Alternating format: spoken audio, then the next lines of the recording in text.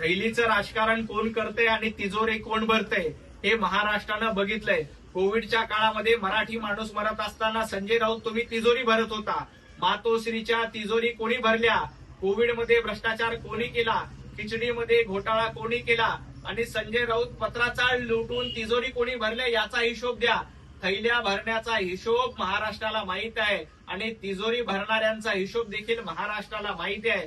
तुम्ही ज्या पद्धतीनं पत्राचाळीच्या माध्यमातून घोटाळा केला, मराठी माणसाला लुटलं आणि स्वतःची घरं भरली, आज देखील जेव्हा उमेदवारी द्यायची वेळ येते तेव्हा संजय राऊत तुम्हाला सर्वसामान्य कार्यकर्ता दिसत नाही, तुम्हाला स्वतःचा भाऊ दिसतो। स्वतःच्या भावाला उमेदवारी द्यायची आणि कार्यकर्त्याला वाऱ्यावर सोडायचं हे उबाटा गटाचं धोरण आहे। आपल्याच कुटुंबामध्ये उमेदवारी, आपल्याच कुटुंबात खासदार, आपल्याच कुटुंबात आमदार, आपल्याच कुटुंबात नगरसेवक, हे उबाटा गट आणि संजय राऊतांचं धोरण आहे।